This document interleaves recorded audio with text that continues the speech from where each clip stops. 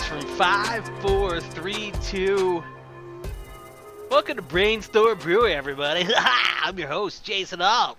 I'm joined by two guests tonight. Why don't you introduce yourself, guest number one, who's been on almost every episode? My name is Douglas Johnson, otherwise known as a strawberry ice cream cone for tonight, I guess. That's an anime thing, right? Why can't we just call him this DJ this Cupcake? costume's totally from an anime, Jason. What's that? I said, yeah, this costume's totally from an anime. Well, what is it? Is it just like you're just a strawberry ice cream cone? That's I'm it? just That's not okay. I just told the story to Paul, but so my mom used to work as a cafeteria worker in the school when I was in elementary school, and so every year she would do a different food costume, like broccoli or ice cream or like a hot dog or whatever. And then I always liked the ice cream cone one, but when I would wear it, everyone would always assume it was a cupcake because the bottom of the cone, which you can't really see in the recording, didn't taper to a point. It was like a flat bottom, so people would assume it was a cupcake. And then so you look like costume, strawberry shortcake. Yeah, so the costume got lost and moved like several years ago, and I just asked her to remake it last year, and I wore it last year, and I'm re-wearing it this year, but this time the bottom tapers to a point much more effectively. The cherry stays on better. The sprinkles are So you're more strawberry colorful. ice cream 2.0. Good job, Mom. Yeah. She can't just enjoy her retirement with her kid out of the house finally and married. She's got to make children's Halloween costumes for you still. Well, she works at a dentist office, so making a strawberry ice cream cone is a little ironic, but... Well, so is being a elementary cafeteria worker. Like, who gives those kids ice cream? The state. Yeah. You're on we free or had to reduced buy lunch. ice cream. We didn't get free ice cream. Yeah. Ice cream was extra. Okay, this is great audio so far. We were having a great conversation. I'm like, let's start the podcast, and then we just probably took a dump at our mics.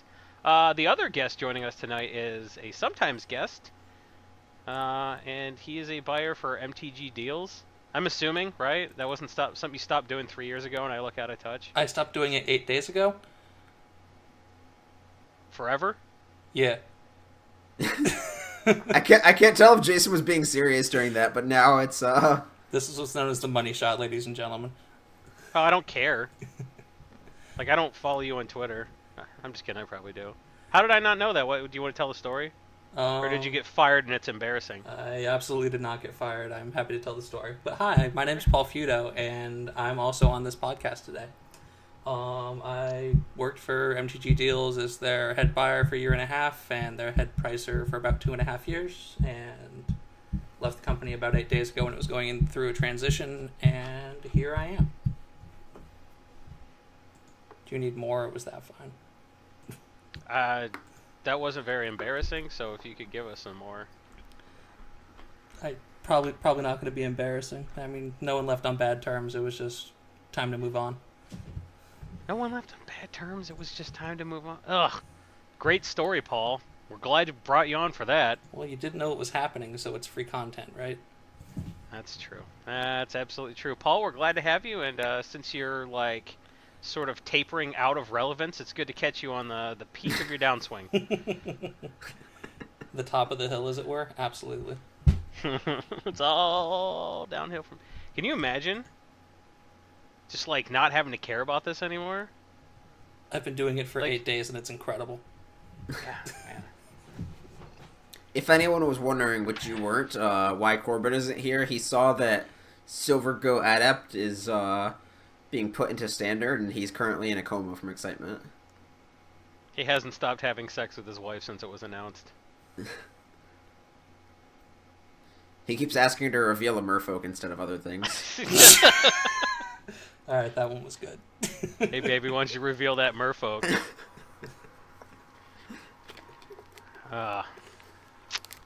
Alrighty. So, that's the cast for tonight. I'm sorry. I wish it were better. This is, honestly, having a semi-relevant guest and not Corbin is pretty much the ideal configuration for this podcast. So, this is as good as it's going to get. And if you like it, what you can do is go ahead and go over to patreon.com/brainstormbrewery. and contribute to the podcast for as little as $1 a month, which works out to 20 or 25 cents an episode, you can have access to our Discord server, which honestly is better than the podcast. It's just I don't know why you're listening. It's just you could read a bunch of text from people who sort of know what they're doing, and that just seems way more valuable than listening to a bunch of experts. So if you agree that reading a bunch of text from nobodies is more valuable than the podcast, for $1 a month you can have access to our Discord server, which honestly is a lot of fun. I'm there constantly. Corbin's never there, so that's good. A+. And DJ, how much do they have to get for this handsome glass I'm drinking out of right now? That is reserved for the $20 a month patrons. For a mere $20 a month, you can have several of these glasses. I think it's 2, but then like DJ's like, send all these people glasses, and I'm like, okie dokie, and I send 2 more glasses to people I sent glasses to last month. So sometimes people end up with a lot more glasses than they should. So go ahead, take a chance, gamble on our incompetence, and give us $20 a month, and you could have between 2 and probably 8 of our glasses. Other tiers have other prizes. We have tokens. You can even buy your way onto the podcast, like some of our past guests like David Windmiller and Eric Kangas have done. So it's definitely worth doing. Support us. And now that we are on the YouTube, we need even more money to pay for video editing. So support your favorite podcast. We're cheaper than Netflix, and we don't have any depressing Jerry Seinfeld comedy specials to make you feel bad about how far the mighty have fallen. All right. Well, that was my Patreon pitch. You can turn the episode back on now. Yep. Okay. So, we didn't do any emails last week, so I feel obligated to prevent Corbin from having the satisfaction of answering emails. So, let's get right into that. This one's from 7 days ago. Tyler DeGrescio to Sell or Let Live, which I don't really know what you mean by that. But, hey, Brew Crew, insert nice intro and how much I like you guys. Wow. That's low effort. I like it. Was it in parentheses or brackets? It was in, well, there's one asterisk at the start of that and then 3 at the end. Okay, so it's like a 6 out of 10. Sure. Yeah.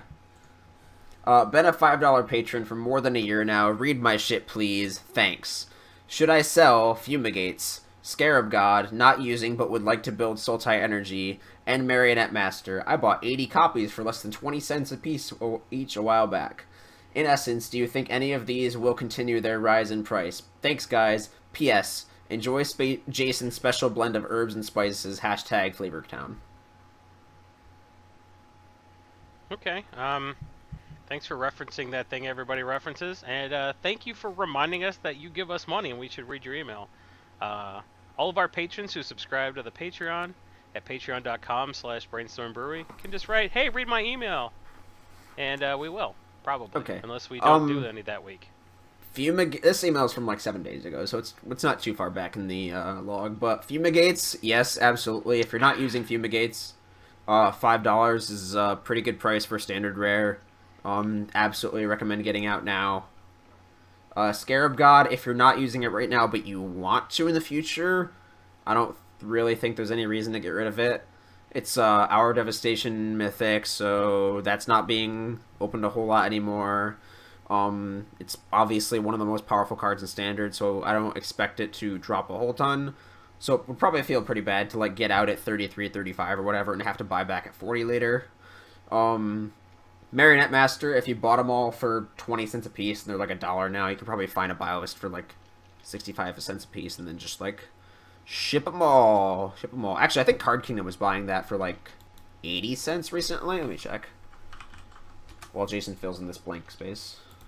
Oh, I was typing a question for you guys. I was like, I'll do it surreptitiously while DJ's talking. And then you're like, nope. I can go. The slack. I would sell all of them. You made your money on Marionette Master. The market on Scarab God is already starting to go down, so I would probably out it now. Channel was paying a lot at GP Phoenix, but there's already TCG listings that are getting lower than what Channel's buy list was at, and the international demand is going down a lot, so I think that people aren't quite as high on it universally. and it's more likely that you'll be able to just trade it into other things that have more room to grow. And if you're smart about that trade or even how you spend your money, then you're just going to be able to get back in when the other stuff goes up. I mean, trading's annoying, but also it's a great way to, if they're going to look up the price on every card, great. Just take your peaking Scarab Gods and trade it into stuff that like is going to go up over time or like maintain its current value. You're getting out of a card that's probably going to depreciate, and if you get into stuff that's like going to stay flat or go up, then you can trade straight across the board and then make money. That's why we value traded. We weren't out to like exploit people not knowing prices. We were just trying to exploit the difference between today's price and next month's price. So if you get out of a card that's depreciating and get into something that you think, even if it just maintains value, that's still making money. So be smart and sell the rest of it for sure. Yup. Hashtag Flavortown. Is that all my advice is flavored? Is it not? I mean, I would like to just get rid of all this hair, but then like a potential stand-up comedy opportunity, which would require me to look like Guy Fieri, is possible at the end of November, so I'm really debating leaving it. So How weird do you look bald? I look like every other white dude who's bald in America's 2017, so it's like real suspicious. Like, hey, why did you shave your head? So if you like wear like a really friendly shirt, it'll be okay? You just won't be allowed in schools? Hashtag woke! Yeah, I don't know. I don't know. I shouldn't be allowed near schools now. But you kind of have to, right? Like soon? Yeah. Yeah, that's rough. So, yep. Because I plan to go in pajama pants. If you're uncomfortable, then you're the one with the problem. So, yeah, do you guys got some more? I think we answered all your questions in the email, right? Like, are you satisfied? I really think standard stuff is real volatile. Get out of it while you can. And Yep. buying the Marionette Master's super cheap, and then Conley Woods comes along and being like, hey, what if this were a thing? I think that's good work. Question from a $10 patron from Josh S. Hello, Brew Crew and... Oh, I hate you. Hello, Brew Crew and Reserve List Market Manipulator and Guest DJ. Yeah, let's reference that conversation again. I just got back from Eternal Weekend and am now the proud owner of an FTV-20 I picked up with my winnings from playing in a trial. Good job. You played magic. My question is it worthwhile to hold on to these special products like FTV, HasCon promos, and SDCCs and leave them sealed waiting for them to go up or sell them immediately? If it is recommended to sell, is it better to break it open or sell as the whole product? I know that FTVs seem to be getting more and more commonly available with each new version. Is it possible the older ones will only hold their value and newer ones are a money sink? Oh, this is from Josh, aka the Japanese Dragon's Maze speculator, sent from atop of my throne of Japanese Dragon's Maze bulk via my Motorola Razr V3 on the Singular Wireless Network, Singular raising the bar. I have a Dragon's Maze pick of the week. No, breaking bulk. I have a Dragon's Maze breaking bulk. So Only not English though, right? It has to be like Japanese, a Korean. Yeah. Yeah, if you have it in Japanese, even more better. So, good for you, man. Good for you buying those Japanese Dragon's Maze boxes and being like, if I get a Japanese foil Voice of Resurgence, then I don't break even. So, good thinking. Man, I don't know. He said the price was right, so you never know. I don't know what my number would be. If someone's like $20, I'd be like, yeah, $20. And then I'd be like, oh no, I didn't make $20. Oh no. Paul, what would you buy a box of Japanese Dragon's Maze for? I literally wouldn't. $1. No, because I could just spend the dollar on something I could sell. Like, it's just not worth it. Like, it's not worth trying to sell it. It's not worth the effort. It's literally like... It's awful. It's like $3 worth of bulk. No, it's not. No one buys. No, the it's four not. bulk. Like didn't you see that eBay listing where like SCG just sold like 500,000 for in bulk for like $300? Yeah, because you can't make bulk lots with it. It's literally useless. Nice. SCG just sold like 450K in bulk to some dude in Florida for like $350. What do you use it for? I go to South don't. America. Probably to like rebuild his house after the hurricane or something. I don't know. No, it's just going to ship it to South America. But whatever. Wait, is that a thing? Yeah. Tell us What- about that, Paul. Yeah. You have inside information as of 8 days ago. No, I don't have inside information. It's just that a lot of orders go to Florida that end up going to South America because they're avoiding tariffs. And a lot of the language barrier isn't really an issue in South America because they don't get a lot of cards in their base languages anyway, so they're used to playing with foreign cards by picture, so it doesn't matter as much. So you can make bulk lots of foreign languages in South America and sell them there. Interesting. That's something our listeners didn't necessarily know. That's something that 99% of our listener base won't be able to take advantage of, but I think it's cool. It's more like they don't That care too. because it doesn't matter. But yeah. Hey, it doesn't I mean, matter it's to anybody. interesting. If you're in Florida, get the fuck out of Florida. What are you doing? Get out of there. It's terrible. Like, well, the hurricanes are getting worse, but at least everybody lives here is either a retired New York person who's super annoying and old and can't drive. It's like 120 degrees all the time, and it's full of tourists all the time. But you know what? At least our wine is terrible and smells like farts. Come to Florida. My kid got dragged into the ocean by an alligator and died. Come to Florida. There's literally a place called Gatorland there. It baffles me that it exists.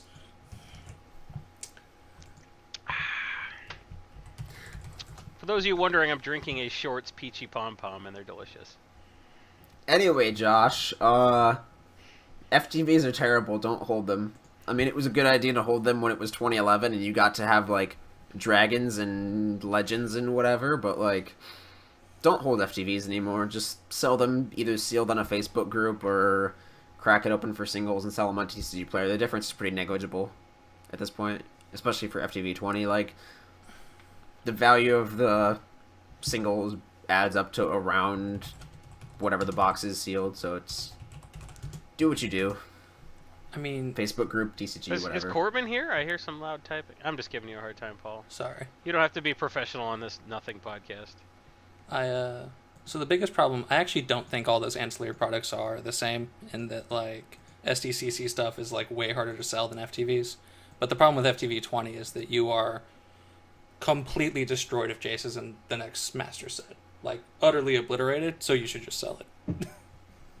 Yeah, that's fair. What's in there? Like a bunch of commons. It's like Jace, in 20? Venser. Yeah, like a real. But there's also like a real ugly There's Dark Grit. Finhorn elves and Dark Ritual. And The like Finhorn is Immature not... Rock. the Finhorn's worth a lot, actually. Yeah, the the Finhorn's Finhorn like sells. 10 or 15. Yeah, it's That's the, so ugly, it's really. the only foil for Cube. But it's the only foil Finhorn. Yeah, but the art's so bad and the foiling sucks. That's man. Hey, man. Just- It's the only game in town. You have, except Llanowar elves are foil, and you got the one from Cold Snap, and you got the. Boreal man. Druid doesn't make color... or doesn't make a green mana, though. Yeah, but you could Llanowar Elves, Elvish Mystic. Like, it's just if you want the third. So it goes in, Yeah, like, yeah. weird tribal EDH decks. Like, it goes in all that dumb stuff. Like, it'd be hard to Arbor sell Elf. 30, but, like, selling a few is easy. I mean, That's it how I has feel Dark about Grit, all Thran foil Dynamo, cards. Dark Grit, Thran Dynamo, Chainer's Edict. Oh yeah, there's a lot of commons and uncommons, but they're at least decent cards. It's kind of a dumpster fire because it's all getting reprinted. Like, Dynamo's going to get Yeah. reprinted. Edict's probably going to get reprinted soon. And even then, like, the FTV's, like, okay. Like, yeah, I just break it up and sell it while I can. Just get out. Yeah. You'd break it out. You'd break it up. 100%. Because I'd buy list the crap and then sell the good stuff just, like, on TCG or whatever. What's the eBay price on a sealed one? Is it worth it? That's a good question. Let's go to the internet. The other thing We're is all that typing in this. you're All right, shipping while you guys do FTV, that, I'm which gonna- is like a non-zero amount of shipping, and it's annoying, and like it's easier to just ship, you know, a yellow to CK or whatever that has all the crap in it, and then you just sell the real cards. Even eBay looks like it's all broken up. Yeah, FAV 20, I'm seeing like $100 buy it now. Let's look at completed. I'm assuming complete is probably like 85-ish. 95 free shipping. 99. 85 free ship. No, 89 $4 shipping. So yeah, it's like $90. So, ooh, there's 80, but that was an auction. Yeah, but I mean the auction's going to be more real to that because like the demand velocity is not going to be high on a sealed one of these because it is in fact a group of nonsense. So like, Yeah, so Yeah. I mean, you could get like $80 on eBay for it, or you could break it up, which is more work but maybe more money. well, it's $80 minus like what 15% plus you got to ship it. So like, yeah, it's not even that good. But it is found money. So yeah, That's break true. it up. It's Yeah. You can throw the stuff in PWEs versus having to put the stuff in like the small flat rate or whatever. Yeah. Send it media mail. Say it's a book. Oh, I had a really, if you guys care, I had a fun interaction at the post office where, like, oh, fuck, I forget what I was sending, but I was sending it, there was a way to send it, like, as documents, and the person at the post office kept saying, like, oh, so tell me about your documents, and I kept being like, it's not documents, and she's like, tell me more about the documents in this envelope, and I was like, oh, they're just documents, and she's like, okay, good, and then she stamped it, and I was like, no, I did not get that she was trying to save me money. I like that being too stupid for kindness is the best problem.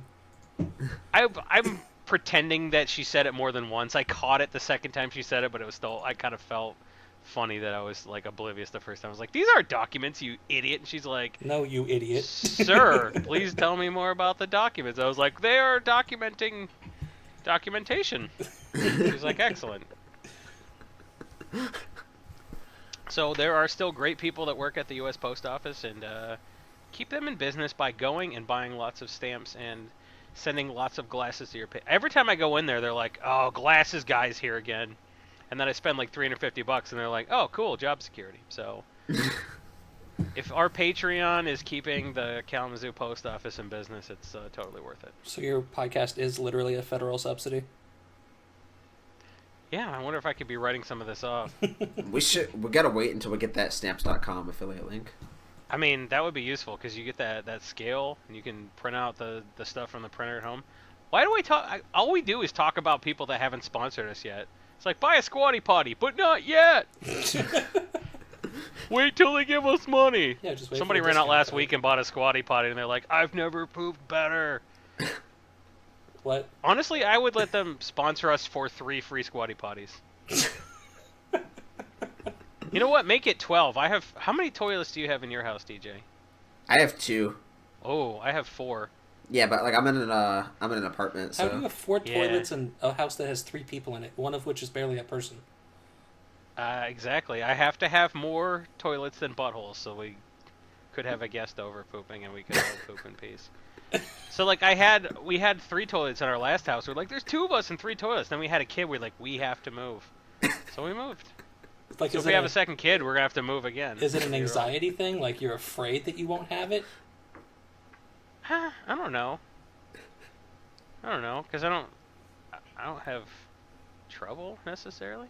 You know what? I like privacy. I like to go in there and I like to turn on the fan and pretend nobody can hear me. And my wife knows this, so she walks by and goes, "I can hear you," just to twist the knife a little. So like you poop on the empty side of the house. Like you'll tactically see, like scope out where Uh-huh. she is, and then go to the other side, scamper like a little mouse.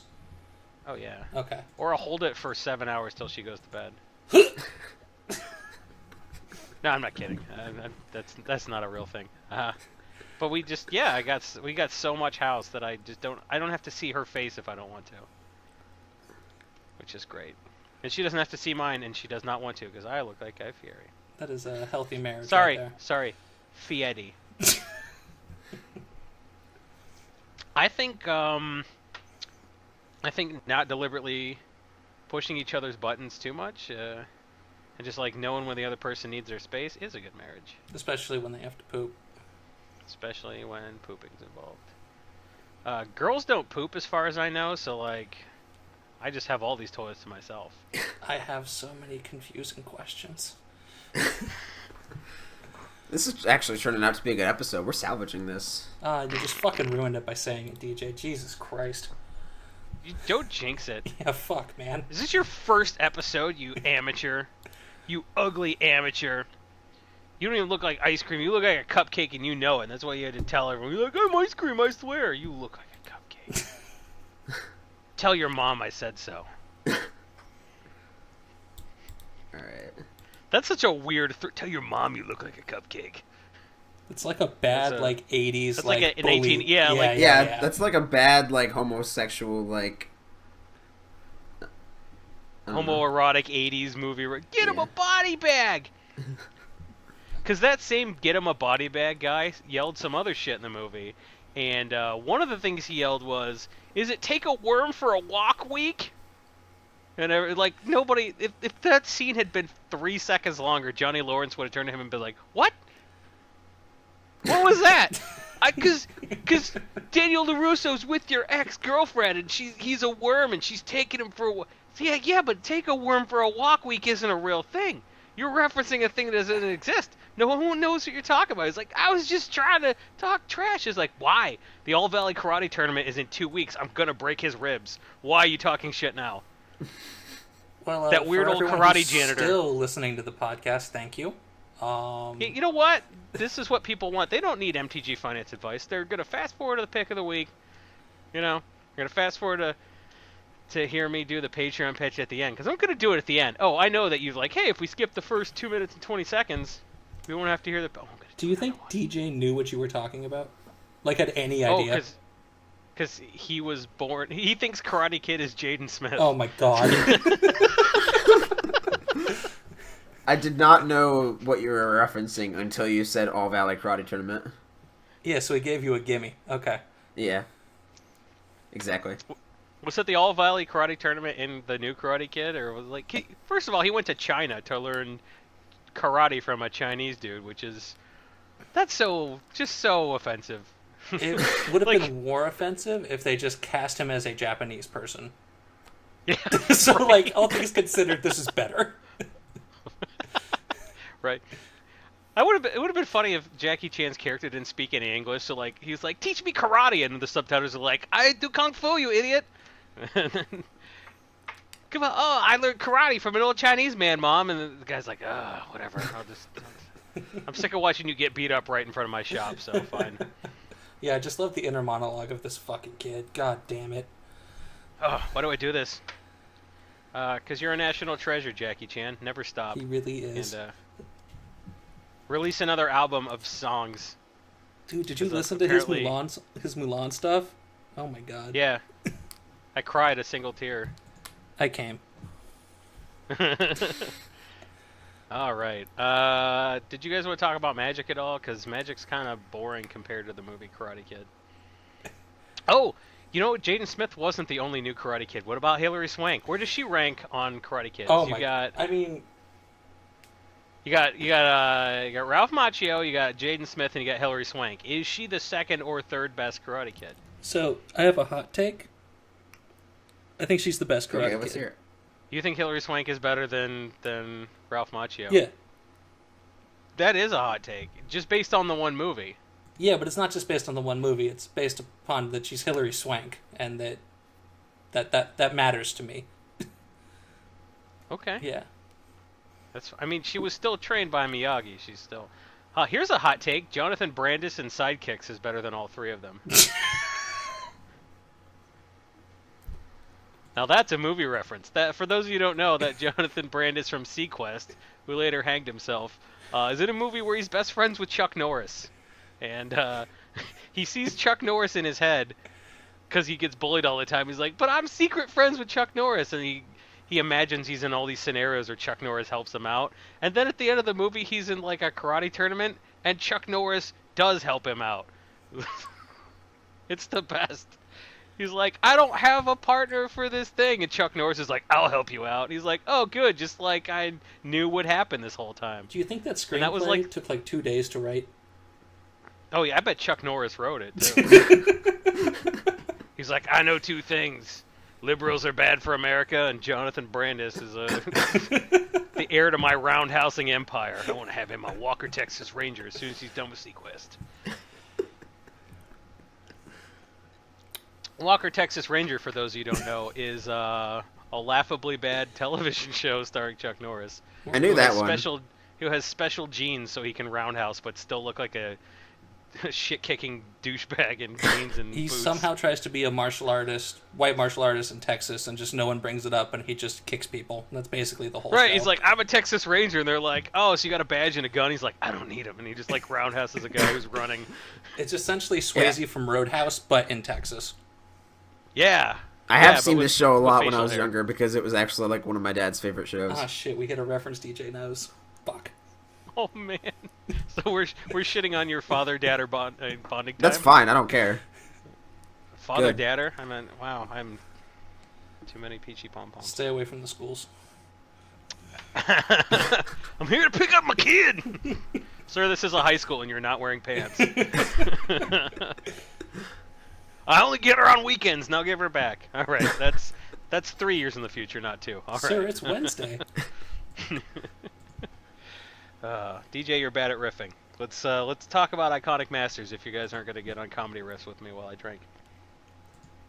So it's coming out soon. That's pretty cool. Yeah, it is a DJ, set. why is Paul a better guest than you? You got nothing? No. All right, that's fine. Paul has some strong feelings about Iconic Masters, and you know what? So we see a lot of people online like, oh, it sucks that my specs are getting reprinted. I had 1,000 Thundermaws or whatever. Like, how do you feel as someone who was in the capacity as a dealer? How do you guys feel about a lot of cards that you're holding in your cases and your inventory getting hit by reprints? As a whole, like overall, you're going to take some hits, but overall, how do you feel about a reprint set like Iconic Masters? So a lot of this is about inventory management and about evaluating risk, and that those words might sound a little bit scarier than they are, but I mean, it was very reasonable that before the announcement of like Grove and Horizon Canopy, like we as a company actively lowered our buy price on those cards for about 3 months beforehand to alleviate some risk. Stuff like the rares being degraded to uncommons and being reprinted hurts us a little bit more because cards like Sanguine Bond we had to keep a lot of stock of when we could because the velocity was so high. But the amount of money we lose initially is going to be more than made up for the fact that we're going to be able to sell infinite quantities of these and the bulk in the set's going to be so gross that buying bulk from people is going to be good for this set, which is going to mean they're going to buy more packs, which means they're going to have more bulk to sell. Like, these sets are only upgrades they make you more money, but the only downside is if you have poor inventory management and aren't watching your stuff. So like it's a net win. There's no way it's not. It's a matter of how much of a net win it is, and that's based on your decision making. You said that would be a 2-minute rant. Well, I didn't know if you wanted me to get into the fact that the bulk in this set is so unreal that you should just keep it because it's going to buy let's go over this some of the forever. bulk that is actually unreal because So like, what's your out point then? Like, how long would say you're not MTG deals because you're not anymore. Say you're a dude like you are now, and say you're like, hey, I got some money, and people are coming to me and be like, buy my bulk, and you got it now. You bought some bulk, and you got your Palladium mirrors and your well, not your baubles necessarily, but your condescends, your pristine talismans, your what have yous, your mix 'em ups. I mean, there's a lot of good stuff in this set. So like, when do you want to be getting out of this kind of crap? it depends upon a few things. Obviously, if you free roll and someone just like gives you Thread Dynamos in bulk, like you're just gonna keep them because it doesn't matter because you literally paid for the row. But I mean, you're gonna be looking at something like 12 to 16 months. Approximately. I mean, that's when we started to see EMA stuff pop, like really like rebound strongly, and we're about 6 months away from that, from MM3 having the same type of rebound. Just as long as it gets circulated into the population fully, and then stuff gets buried in closets and stores are having trouble restocking, you're going to see the buy prices slowly start to go up. So like you can look for like indicator cards that are very strong, like when the Sanguine Bond starts going up, that's when you have to start paying attention, things like that. And these indicator cards are going to show like when supply is starting to go down in the rest of the set. Same with like the Monastery Swiftspear is another one that's really high velocity. And when the buy price starts going up on that, it's going to indicate that the population that stores have available is lessening. And that's when you start paying attention more to your other cards that you're holding because they're going to buy list. So that'll start to give you that 3 to 6 month window. So what would you say are indicator cards from, let's say, Eternal Masters? If you had to pick a few cards that people should look at the price graphs for those cards, maybe a few from like each price category. Like we can brainstorm a few cards to look at the graphs of to see if you see the same kind of trajectory happen from Iconic Masters. You'll know when stuff's starting to rebound at peak, maybe. So, I mean, maybe look at Ashnod's Altar, I would say, is a card. I mean, Ashnod's Altar's already way rebounded. That EMA one is flat out disgusting. But like when that one hit $1 buy again, when like they started rebounding and like even looking at the alternative printings of these reprinted cards is also very relevant, because like when the Chronicles Astronaut Ultra buy went up, and then the EMA one went up from $1 to like $1.50, and I think some people are paying $2 now. Like, that's a strong indicator that the rest of the set's going.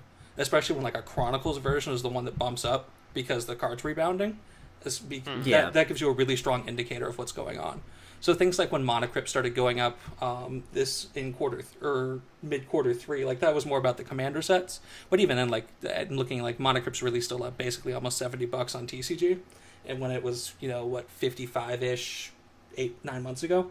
And so the Mythics are starting to recover to the point where that's going to give you a better indicator of where the rares are. Or you look at Vampiric Tutor, like Vampiric Tutor or Eternal Masters has gone up by like 150, 175% from where it was at Christmas last year.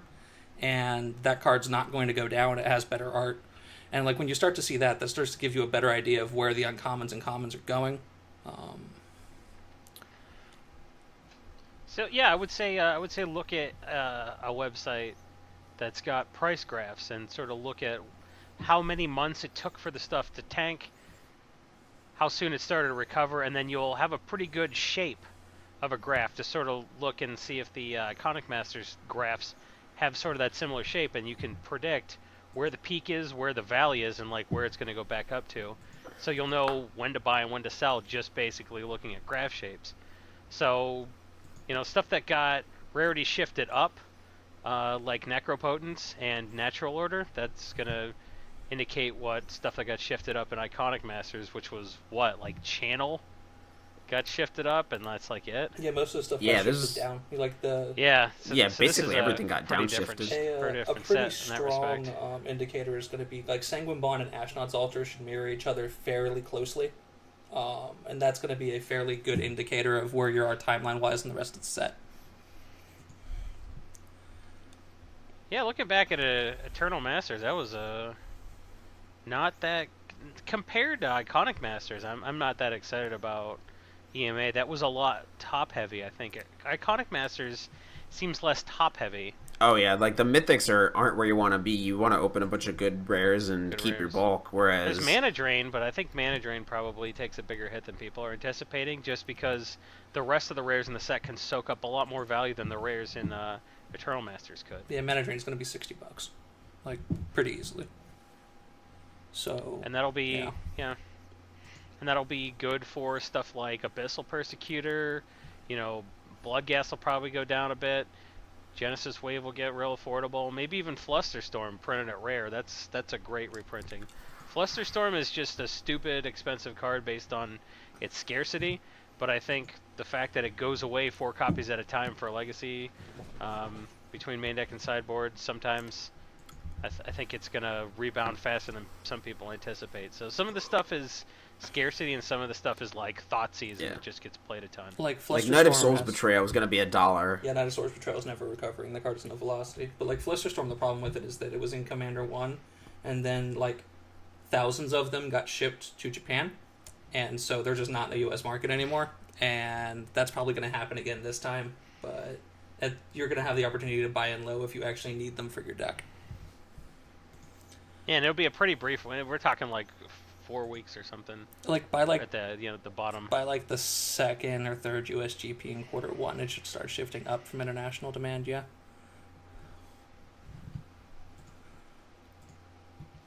Yeah, there's so what are your what to you seems like significant reprints in Iconic Masters that people want to take a look at? If I could go first, I think Glimpse the Unthinkable getting basically is this its first reprinting ever? Yup. Yeah, that's going to take a pretty big hit, and I think it's I think a lot of people don't care about this card, and the people that do don't really care about the price that much. I think Glimpse the Unthinkable is a card that's going to tank really hard because people are like, oh great, another garbage rare, and people know it's expensive, but they don't really care why. And I think casual players buying these 4 at a time, not even like EDH necessarily. It's like that card's bad in EDH, but like it's just it's all 60 card casual, and like which that's is a real thing, and nobody really cares about the cards they care about except them. So that's a card I think could probably get cheaper than it's supposed to, and I think it's like before Commander was a thing, and Doubling Season was a $20 card before Commander was an actual Wizards format, and everyone's like, "Oh, doubling a season. This thing is $20, and it's garbage though." Like, same thing. Same thing. Yeah, I mean, like, Glimpse has a price memory of, like, very easily selling in, like, the 30s before fees. And so that type of card, like, when it hits, like, $5, when it hits $4, when you can buy it off of people for 3, or even 2 maybe, depending on how much of the set gets busted, because I saw some pretty gross buy it nows with some pretty gross sales quantities on eBay the other day. Like, it's just going to be a free roll. Like, the bad rares in this set are going to be completely free money. And there's just no way around it. What How are the long bad ago rares? do you think they put Night of Soul's Betrayal in this set? Probably when it was like $12. When it was It for was like 12. Yeah, Yeah, because it makes your one guy a 0-2 and makes the other guy a 1-0. it also was used For for the the to beat Lingering Souls and like the Twin Black Green decks. X mirrors too. Like when that card, Yeah. before they banned Twin. So yeah, like 18, 20 months ago, which is probably when they made the card list. Yeah, Paul, what are the bad rares in the set for you? Let me scroll through. Path of Bravery. Path of Bravery is something that will still be on buy lists. Amaria Angel's still going to be on buy lists for more than bulk. Resto Angel's So a fake by bad rare. bad rares, do you mean the stuff that's gonna just eat it forever? No, I think Path of Bravery is going to be secret, not bulk, is what I mean. Oh, so you're talking about like cards that people assume are bulk rares, but you end up picking when people sell you bulk Hey, rares for like 10 cents a piece, and like, then you pull out like the Cards 12 or... that, cards that are undervalued will be undervalued currently because they're not what people are focusing on. You know, it's like the type of card where someone cracks a pack, swears, and then says, "Let me get another one," and then you Right. buy whatever that rare was. So yeah, it's going to be stuff like the Resto Angels people don't need with the good art. The Kamigawa Dragons are all going to be completely free money. The red one might not recover because that one was so-so, but like Jugen, Kaiga, Yosei are going to be great. And if Kakusho ever gets cheap, Kakusho is going to rebound very easily too. Kakusho just got dicked with a little bit because of the unbanning thing in EDH. Yeah, but I mean, it's still going to be $7 at some point, and it's probably going to go down Yeah. to 4 or 5, and you're probably going to be able to buy it for 3. So, like, it's I think Lord of the Pit's probably junk forever. Day of the Dragons is probably junk forever. yeah. Uh, But like RuneScar Sphinx Demon's of going to get Bethune. cheap. Yeah, RuneScar Demon will be Yeah. a nice one that people don't know will recover. Yeah. Scourge of Valkis is a card people don't know will recover. Crucible's going to recover too. It might recover from like 10 cents to 50 cents buy, but like someone will buy 50 from you. Like as a dealer, I would always take infinite of that card, and it's not going to change. Yeah. Scourge of Valkis The at rare Dragons- is very good too. Yeah, that's something I think will just like people like, oh great, Scourge of Valkis, and they don't realize that. Yeah, like, you'll buy yeah, these for like that's- 50 cents, and then a year and a half later they'll be $3. You'll be like, what? Yep, absolutely. I think Hobson and Don't buy- Bailout's going to be cheap. Don't buy packs. Let your friends buy packs and let them sell you their bulk. Yep. You know, and when you're buy listing Carven Carry added for a dime in a year or Dragon Tempest for 25 cents, you can say I told you so. Savage Born Hydra's Yeah, and then you gonna can be buy a very legacy deck with all that money. good. Savage Born Hydra's going to be very, very good actually. I don't even know what that card does. It's from Gatecrash and it buy list for like $1. Oh, it's the Gate Crash. The mythic, double yeah. strike extract. yeah. Or Yep. it's Hydra. So the set's got a real good mix of like good stuff that just needed a reprint, like Glimpse and Night of the Reliquary and Supreme Verdict, and just like stuff that people don't realize is going to be free money. Yeah. You're gonna have so many people cracking packs and like swearing that they didn't get a mana drain, and their 3 uncommons are gonna be like Mind Crank, Rushing Meander, and Assault Formation or something, and it's just yeah. like the uncommon buy list is going to be like $4 in a year, and they're going to hand it to you for $1. Yep. And the Draft Chaff. The Oh, Draft yeah. Chaff's going to have Search for Tomorrow and Repeal. Yeah. And, Wrench Mind. Killing Fiend and Nature's Claim. Yeah, Wrench Mind, Jace's Phantasm. Yeah. Like, Yeah, the like Draft Eternal Chaff in this Masters set's had like nuts. 1/3 of the number of picks in the set, like total, that we've said so far. Like, this set has Yeah. such good bulk. The thing, Eternal Masters was top heavy. They're like, we need Yeah. a chance to reprint Caracas. We need to reprint, all these cards that are going to be real expensive, and then everything else can just kind of be poop. And like, to make a fair draft format, they sort of had to have some just like cards that are already bulk commons and uncommons already. But this set seems like it hangs as a draft format plus. I think the value is going to be spread out a lot more. So when the overall value of the set is real low, you're gonna be able to spend like 25, 50 cents on some like future $2 rares, and it's just free money. So like, man, I'm not even thinking about trifling with mana drain. No, there's You no know? reason to. Like that's going to be a race to the bottom as stores buy it and want to turn the money back over. So this is a chance to get your Elish Norn, your Vorinclex, your Consecrated Sphinx, and your Obnixilis for your EDH decks, at a reasonable price at the floor, and then for the rest of the stuff, just buy whatever everyone is looking to get rid of. They're like, Anger of the Gods is 50 cents. Pff, ship. Just buy that crap. Just buy it from your friends. Just hold it. Just be patient. Everyone else is going to be impatient, but if you look at EMA price graphs, a lot of that stuff did a pretty good job of recovering. The stuff that was going to. Yeah, and it should be easy to predict what's going to be good in this set based on that. Like the rare tutors in EMA have just like obliterated the price graphs compared to where they were, and you're going to see some rares do the exact same thing here too. And it's honestly some uncommons to be frank. Yeah, I think the rares and uncommons are way more interesting than the mythics in this set. Especially because they downshifted some interesting stuff like Sanguine Bond, and then they put some stuff like Swords of Plowshares, which, I don't know, didn't really need another reprint, but got it, so... I mean, Swords of Plowshares will never, ever be less than $2. Like, it's just... Yes, No, yes and if no. it is, I mean, but like what's going to happen is like whatever one sells well is going to buy list for $1, and the others are going to buy list for 50 or 75 cents. The Ice Age one's going to be different just because it is a different picture. But like it's always going to be money, and if you can buy that stuff in a row or even like at like 10 cents or quarters, like you're just going to make money from it. So it's fine. Oh, and especially if you're getting that crap in bulk, even if you're paying half a cent a card or a third of a cent a card on bulk, even tormenting or buy listing tormenting voice for a nickel feels like a win. Yeah, or the So, like, scours and stuff, like absolutely. So while you sit and watch Netflix, just pick that crap. That like DJ advocates that a lot, and there's a reason for it. Buying bulk it's treasure hunting, I mean, you described it the best like a year or two ago when you said it gives the other person thousands of opportunities to make mistakes.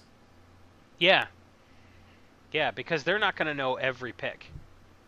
And if you take the time, just let them make a mistake. I told you about that guy that had listed every single rare on TCG Player, what it was, like, to the penny, and then he had a foil Daze and a foil Cabal Therapy in his bulk. Yeah, the foil commons in this set are also going to be very good. Like, they're not going to buy list for a lot, but they're going to, like, you're going to get random foil bird and forge tenders and stuff that people are going to want to fill out modern decks, and like the Saga Art Disenchant's going to get a foil. Like, there's a bunch of good stuff in here. Yeah, this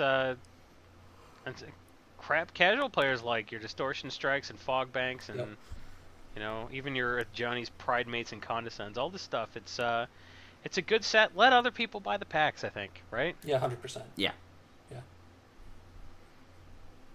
I mean, like, it's depending on what you get in at. Like, there was a buy it now on eBay that was at 168 for a while, and that might have been all right, just because, like, you have a little fun, and like, even if like your plus minus is like maybe you're burning $20, but maybe you get a foil mana drain. Like, if that's within like the money you're willing to gamble, that's fine. But anything above something that tight, like, I'd probably just straight pass, and just buy the bulk or trade for cards you want to trade for. This is the other thing where, like, we talked about the email earlier about what do I do with the Scarab God. Well, you trade it for bad rares from Iconic Masters. Yeah, at their bottom. Yeah. Man, if you're gonna take a standard rare that's 3 months away from reducing to a quarter of its current price versus stuff that's at its absolute bottom, it's cheating. And they can look up every price on their phone. Let them. It was like, oh, this is off by 25 cents on TCG Player pricing. Okay, whatever. And then, that trade looks super lopsided in 6 months, and that's. You let them look it up. They got what they wanted at the time, and they thought it was a good trade. So you're just. And I mean, maybe they ahead. got like 3 months worth of Scarab God play out of it. Maybe it is a good trade for them. Like, that's the thing. Yeah, and they got stuff they didn't care about, or they got rid of stuff they didn't care about and got stuff they needed. So everybody wins sometimes. Like, you're taking a fee for facilitating them getting cards they want for cards they don't want, then everybody wins. So trading still has value. I wouldn't go to a GP and do it, but at your LGS, absolutely. And it's also like that's the type of thing where like it creates relationships or maintains them, like because they feel like it's a win when like the crap that they already burned buying Iconic Masters packs, they can't.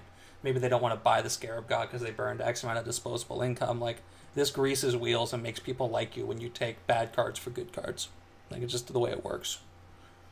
And to us, there are no bad cards. There are only cards that won't go up in price, I guess. Yeah, right? absolutely. And you're under no obligation to pick those up at a non-bulk price. So just eat everybody's poop and turn it into gold, and then everyone's happy. So. Breaking bulk time. Breaking bulk time. Break. Oh, yeah, breaking bulk. There's so much good stuff. It's a pick. Breaking bulk. The end. I got a good breaking bulk. All right. I have a gold shards uncommon. Is it a charm? Nope, it's a creature. Is it Rockswar Monk? Nope. Woolly Thuktar? Nope. This So, is why I picked it. Thing from that cycle in another color? It is not. It's not part of a cycle. Okay. A creature that's gold from shards, not part of a cycle. Correct. Paul, you got any guesses? No, I blocked out shards. Putrid Imp was from Conflux, right? Putrid Something Imp like was that. from It's not Torment. putrid. What? What? No, said- Putrid Leech, sorry. Up your butt, Paul. I don't know, DJ. It has tribal relevance. Which tribe? How many colors is it? 2. I don't know. It is green and white. Oh my god. Is it? It's the... If it's something that's actually easy, I'm just gonna be mad at you. Is it... It's not Gosali Prime. It's from Shards. And it's Kasali Ambusher. Oh yeah. Oh, Gosali What do you Ambusher. mean How's that tribal relevant? Because it's relevance? a cat? Oh, get the It's a fuck cat. outta It's in here. the kitty cat deck. Wow! Wow! Everyone's building a Boro deck, Arabo decks, guys. Wow! Yeah, but they don't play this. This has just been 60 card casual for like 5 years. Yeah, but cards- you still like buy list it for quarters. Yeah, but you said Okay. tribal relevance, which Yeah. means that you lied. You lied. That's fine. He tripped me up. It's fine. I didn't get it. That's It's cool. Kasali Ambusher is a 3-mana 2/3 with reach. If a creature is attacking you and you control a forest and a plains, you may play Kasali Ambusher without paying its mana cost as though it had flash. You can trigger that with a Canopy Vista or a Temple Garden or a Savannah if you're feeling so inclined. But If you have a can Savannah block- and a Quasali Ambusher in play, go ahead and rethink your life. Maybe they're just rich, man. It's fine. No, it's like I wanted to build a deck where it's like the part of the Broadway musical Cats where the cats go into the audience, and I wanted Quasali Ambusher to ambush them, just like Skimbleshanks, the railway cat, ambushed me by coming out into the audience. So it's the Cats vs Hamilton duel deck. There you go. All the Hamilton cards will be mummies because they're rappers. Is that Paul committing suicide? Did I do it? Did I get him? I think I All might right. have had a chest aneurysm. That was funny and you know it. All right. So yeah, Quasali Ambusher. Congratulations, you got a card so bad I didn't even think of it, and I Hey, Channel drafted that Fireball block buys a them lot. for quarters, and so does Card Kingdom. Yeah, everyone buys them Okay. for quarters. It's fine. It's a reasonable pick. 60 card casual. That's fine. That's so reasonable. I think mine might be cheating actually. How bad is yours? It's Dragon's Maze. Is it reprinted in Iconic Masters? Because all the good cards were. I don't know. I think it was not reprinted in Is it Iconic cheating Masters. like such? Is it like obvious cheating? Does it reduce like more than the a- cost it's- of dragons? No. Okay. It's, like I feel like it's cheating 'cause it's obvious, more- I'm gonna guess wear and tear. Yeah, it's wear and tear. It's more Okay. than $1 retail. That's why it feels like cheating. So yeah. I wanted to pick a Dragon's Maze card. So Yeah, if you wanted to pick a Dragon's Maze card, that's cheating. whoop. That's like the only card from Dragon's Maze relevant. So, did you get any Japanese foil wear Are and tears? there Because any? I pick Cyclops from Dragon's Maze too. Nivix Cyclops. Yeah, the Is It card that gets like buffed, like the Kilnfriend guy. Is that up to 2 cents? I feel like there's some. Nonsense? Isn't like there a green black card like that's worth some money? Drown in Trestle Filth Troll? or something like that. No, Drown in Filth was black. Man, I want to say there were a few dimes in that set. I pick. I mean, I sell Nivix Cyclops as at dimes to like the pauper community. Spike Jester was good for a bit. And then I there's a picked lot out- of rares I that make me sad. I overpicked, so I don't have to do it later. So I would pick out Spike Jester Oh, just Death to the not have to Deathless is pick good it in later. that set too. Yeah, Don't talk to Jason about that card. Yeah, Death of the. I want that to like. I know it's not exsanguinate, but it's still. Come on. I mean, like, people will probably give you dimes for 15 cents on it. Like, it's not bad. It doesn't matter. Before it pops, it'll be reprinted in EDH set anyway. I don't It's care. possible. It's super reprintable. I get it. Yeah. And who wants foils? So it's like sort of just a. It's just a card that I'm gonna be like, this should be money, and then it never will be because, like, if it ever is going to be money, Wizards will just kick the stool out from under it and reprint it. So, Death of the Deathless is just gonna make me look silly for caring for a long time. That's how it goes. It's a good play. Render Silent's good in that set too. Isn't that a rare? Render Silent? Yeah, but it's like a rare that Yeah, but you like can get more than TCG's like dimes for 40 it. cents, and you can like buy this as like a quarter to 50 depending. Actually, TCG might not Wow. be 40 cents anymore, but like it's actually a real buy list card. Arbitrage. If you can get them for 40 cents and sell them for 50, you made a dime just moving a card from one person's inventory to another. You just got to get free shipping and pay no fees. Is that a thing? Seems pretty. I Good. mean, Render Silent is also a good card to like when you buy bulk rares. You're like, I'm the guy that buys bulk rares, and then you like get a bunch of Dragon's Maze and like RTR bulk rares, and like there are certain bulk rares that are worth 15 cents to some vendors, and there are some rares that are worth like more than 10 cents. So like you pick out all the Twilight Drovers and all the Yehenis and all the Baral's Expertise and Lifecrafter's Bestiary and all the other good ones. So I lied. It's Render Silent's like 80 cents, or 90 cents. But yeah, I mean it's still gonna be quarter or 50 buy list, so you're just gonna get it in bulk all the time. You son of a bitch. You lied to I us. tried. How dare you? I tried. It was so hard. Alright, that's fine. You just wanted us to like you. That's cool. Notice me, senpai. We did. Did I, No, you did not.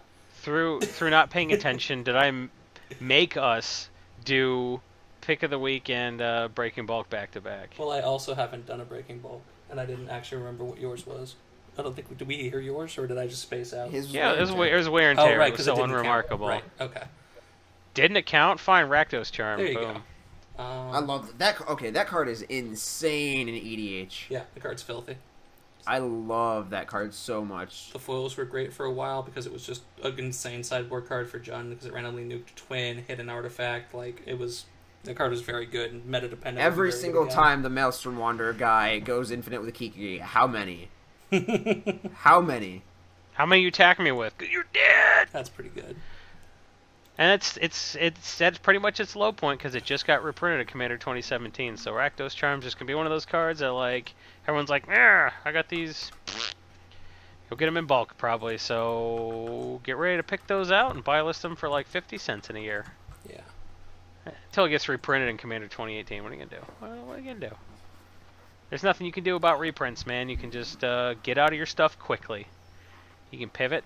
You cannot hold on to dozens of Master of the Pearl Trident when you had ample opportunity to sell them for like $350 to a buy list, like I did. Yeah. Yeah, that card sold really I well, got- and it's going to sell even better now that it's going to be cheap. Yeah, I got lots of them, and I'm gonna eat it. So I mean, that blue-green Merfolk deck's good. Like, that deck's the reason that Cavern's as much as Snap right now. So, like, Cavern's like $50 on TCG for the MM3 one. And, like, a lot of it's because of that Yeah. Merfolk deck. Like, you're going to see ancillary demand back up within relatively well, I like soon. the humans deck too is Yeah, great yeah. for Cavern. So Yeah. it's like Tribal's always a thing, man. Like when they first spoiled Cavern, we knew it would be special. Make stuff uncounterable and it's Tribal relevant. Like that card could get reprinted every year, and it's just gonna be a $50 card, I think. Well, I mean, I don't know. Like, how often are they doing the Masters? They're gonna do 2 Masters sets a year now. Like, we don't I even think know. Masters 25 was supposed to be special, so I don't know if we'll see 2 a year. I mean, it depends. I mean, it's more about what the release schedule is and other stuff, because, like, Wizards is at the point, or Hasbro's at the point where, like, they're a publicly traded company that, like, they can't see depreciation in quarters dramatically. And so if it means that we're going to have a winter set because they don't have anything else for Q4, and if they don't want their Q2 to go down, they're probably going to do 2 a year. God, that's some Hasbro dipshit who doesn't know anything about Magic, just sitting in their boardroom so they make all these decisions. Like, nope, gotta do this. I mean, it meant that we got Commander in Q3 to shore it up as opposed to, like, another fucking garbage conspiracy set. So, like, some of that's right. Like, those type of demands where, like, having a second Master set instead of conspiracy is obviously a clear upgrade for everybody. Man, I like conspiracy, but like it's just no one cares but me. I think. No one spent any money. Like, just no one. Have you drafted that set? It's amazing. Yeah, I know. My store's selling them for cost, and we're still like, yeah, we'll draft it for cost. Yeah, but I mean, like, it's not like this, which is a free win. Like, when in doubt, make products that are a free win that make you more money. Like, that's basic business.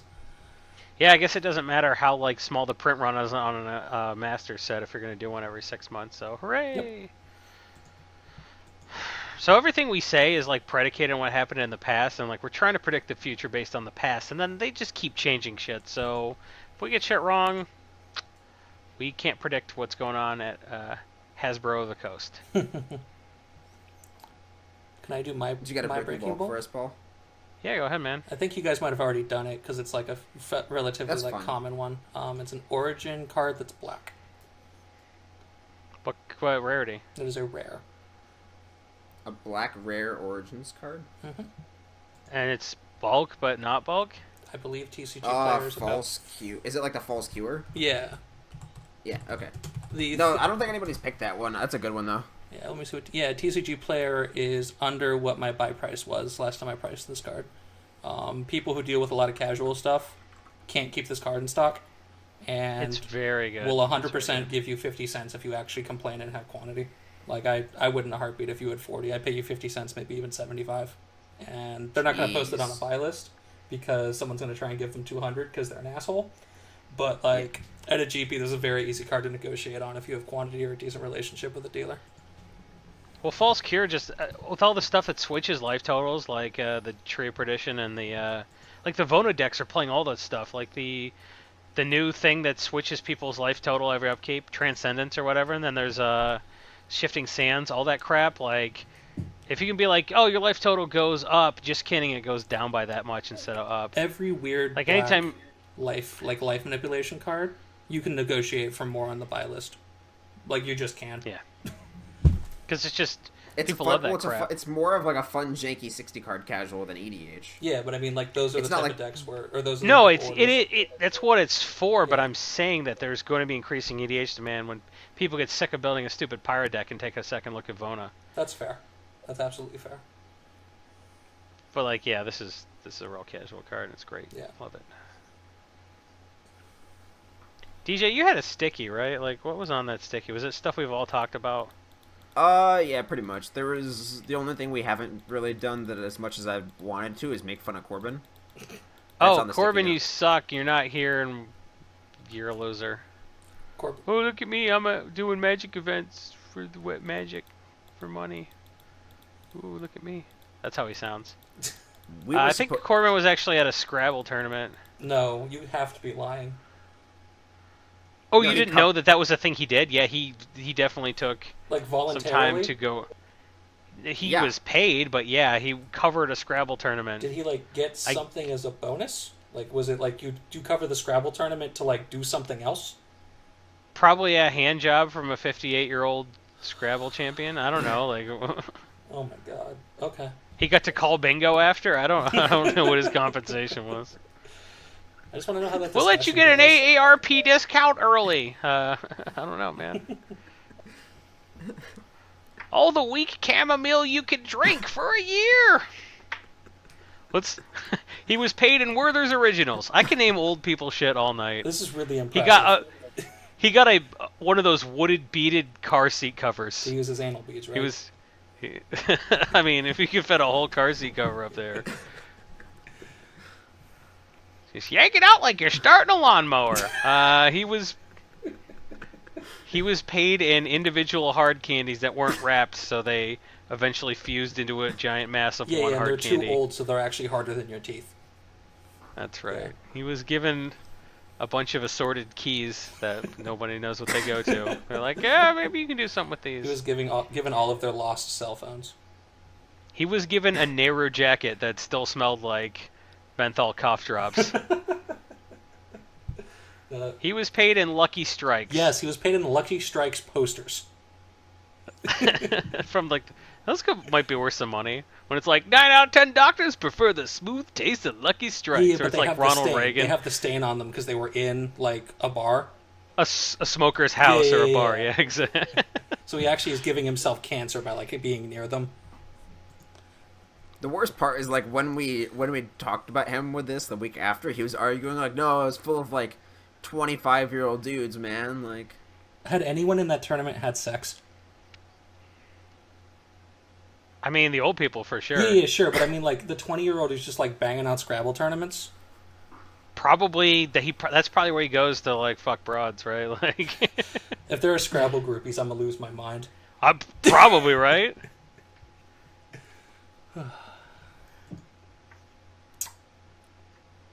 So pick of the week.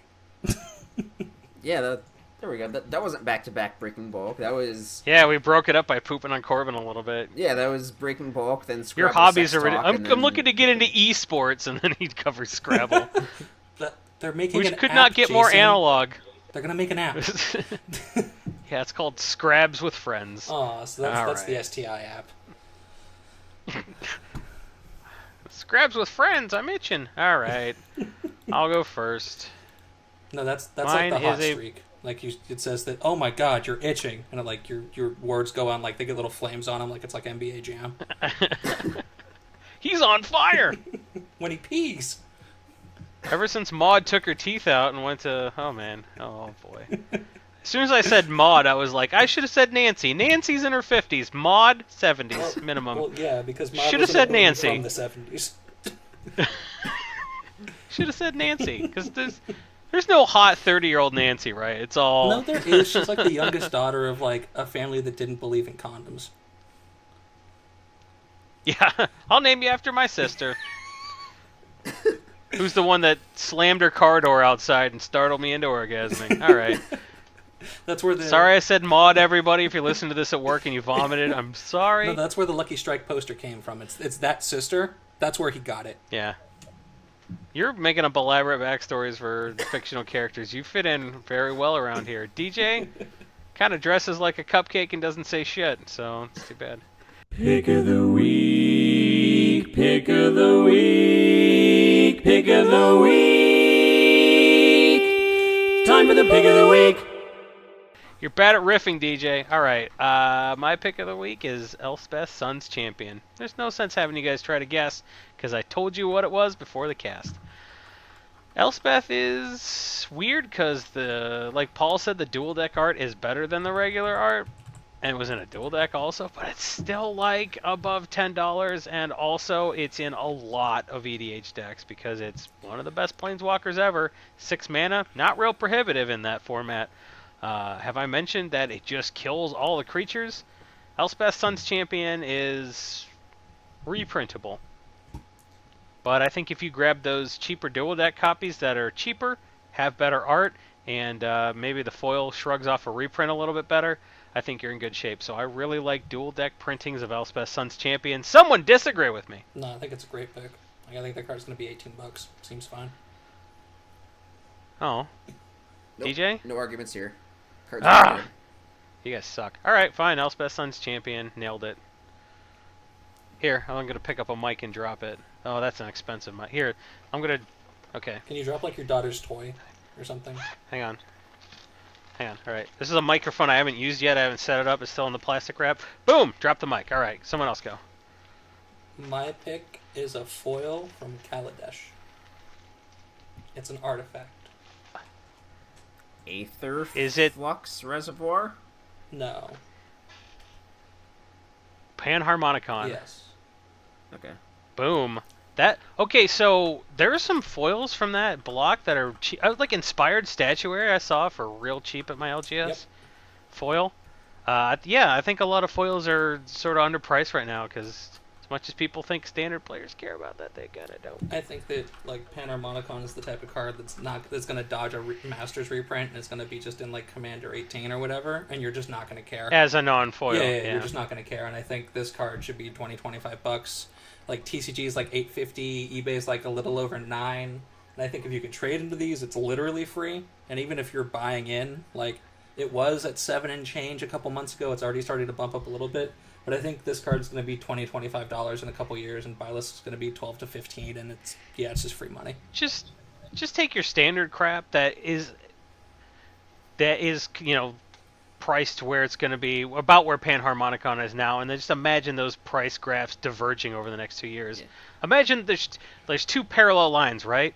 And then all of a sudden one goes way up and one goes way down, and then the more they diverge, the more you're just making more and more money just watching those graphs go apart from each other, just going, oh. So take your standard crap that's standard only, turn it into Panharmonicons. I like foil Lifecrafters Bestiary for the same reason, but Panharmonicon, Inspired Statuary, like even Paradox Engine, just all that stuff's cheating. It's just EDH gold. It just does stupid stuff.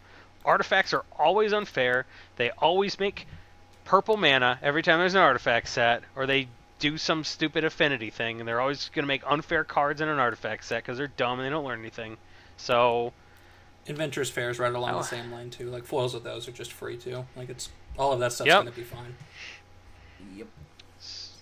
are they going to do a Judge foil Panharmonicon? There's no way. I mean, It's so if hard they to do, reprint that as get a foil. fucked. Like shit happens, but it's just not. Yeah.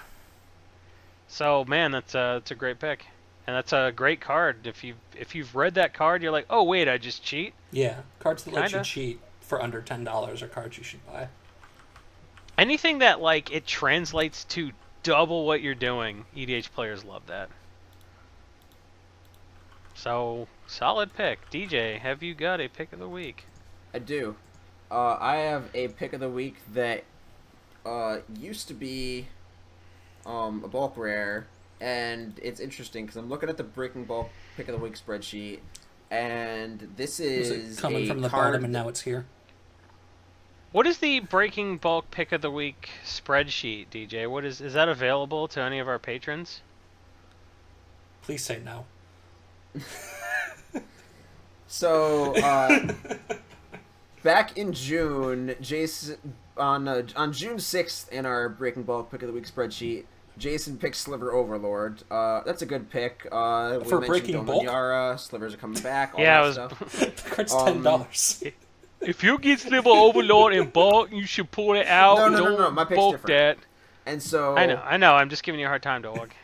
on October 9th, Corbin picked Sliver Hive. I'm going to go with Gale Rider Sliver. This is another Sliver that sees play in the competitive Modern deck. Oh, it's the one drop that gives them all flying. That's very good. It makes the 2-drop that gives them all flying look like a piece of shit. Yep. Suck it, Wing Sliver. Get out of here. We don't need your wangs with your extra mana. And so Gale Rider, nice. Slivers just got unclaimed territory or uncharted territory or whatever that card is, just like the humans deck. Same reasons as all these other Slivers that we've picked over the past few months, but Also, Aether we are Fire's getting going back reprinted. to the home of the Slivers, and Gale Rider's probably not going to get reprinted. And it's a $4 card that used to be a bulk rare, and it's not. So if there's any Slivers at all, this is probably going to be $7 or $8. One thing, it was never actually a bulk rare. It was just a rare that people didn't know. Oh, was it on like buy $1 or list. something like No, that? no, it was DJ. never a bulk rare. Really? Yeah. DJ, I asked you a question. What? Is our pick of the week Breaking Bulk spreadsheet available to some patrons? Oh, Gale Rider Sliver was like $1.50 at one point. Why are you being so evasive? You don't want me to do another Patreon pitch, I can tell, but like it's happening. Just On July 23rd, 2014, Gale Rider Sliver was like $1.50. So why are you like this?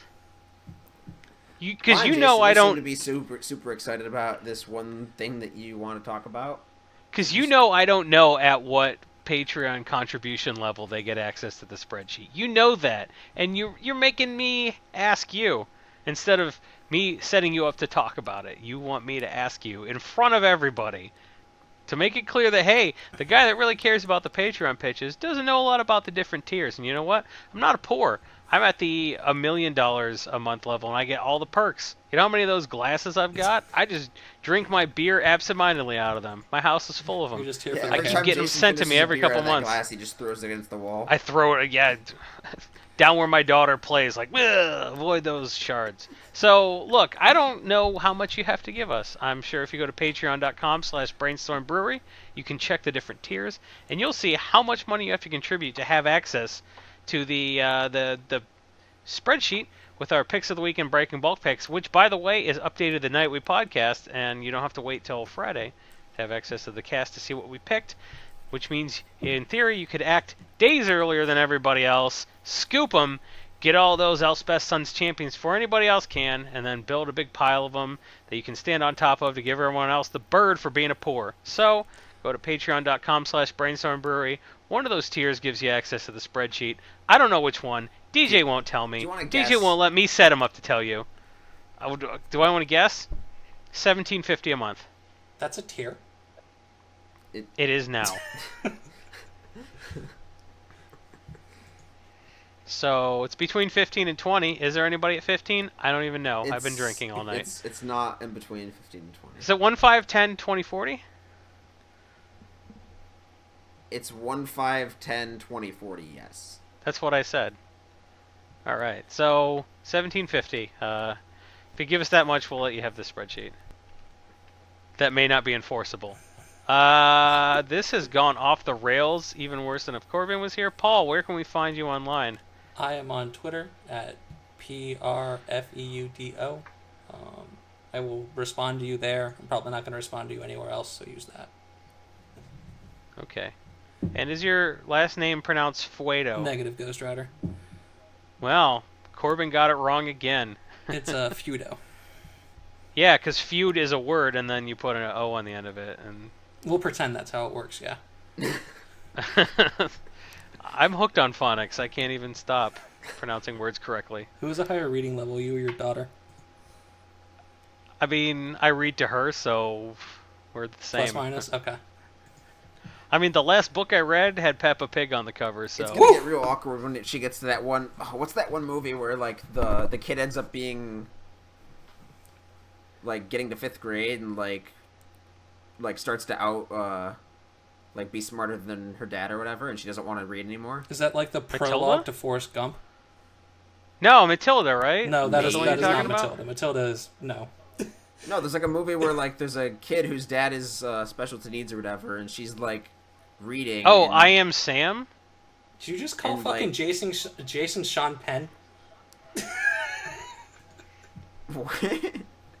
I Am Sam, that's the movie, right? With Yeah. the retired Sean that Penn. sounds the main familiar, that sounds character. familiar. Where he went full retard to win an Oscar. It's very impressive that if you decide that having Yes, this someone is with the movie, disabilities yes. makes up for like domestic violence, that's how you get the Oscar. It's a good play.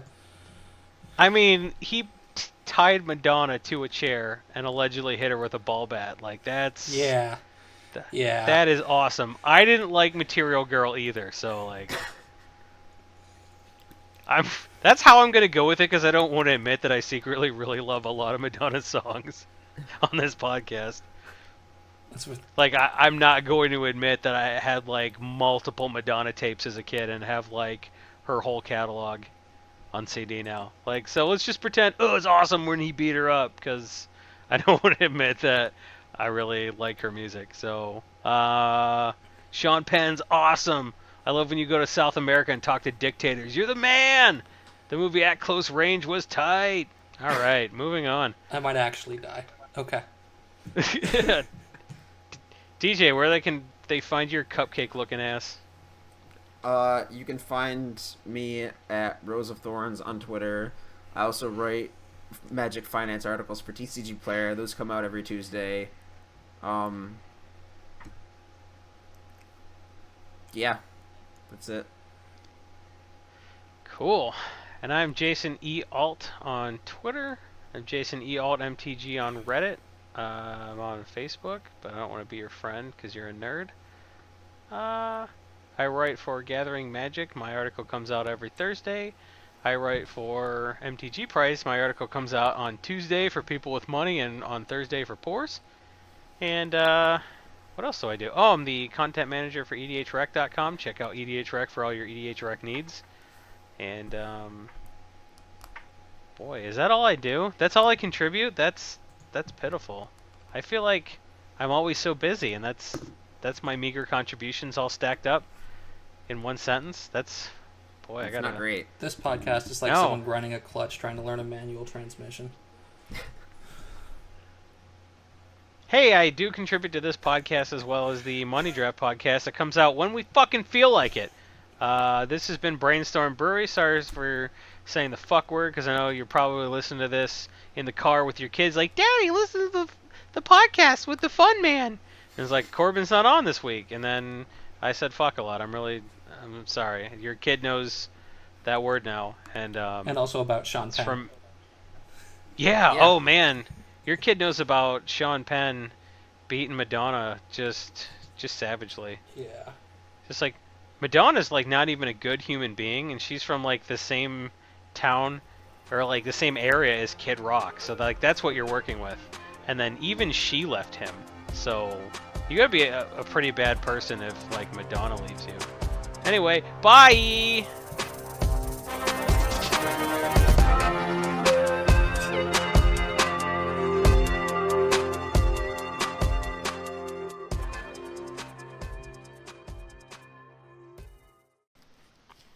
Welcome to Brainstorm Brewery. Welcome to Brainstorm Brewery! Yeah!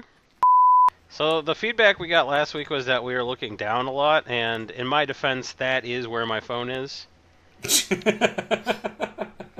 Yeah, in my defense, that is where my Game Boy was. Well, stop playing Game Boy. So I'm not wearing a costume this week. Sorry, nerds. I don't care. If any of this audio makes the podcast, I'm not wearing a costume. If this video makes the video cast, I'm not wearing a costume. This is just how my hair is now. Your life is a costume, Jason. But yeah, I can try to stare into the into my webcam more. Pretend I guess. it's a human face. Hello, Yeah. human face. I'm Let's be explaining the concepts of media finance to you. There's going to Human be way too face. much eye contact for a human face. That's not going to happen. We're nerds. What the People fuck? get to see how much I drink on this podcast, too.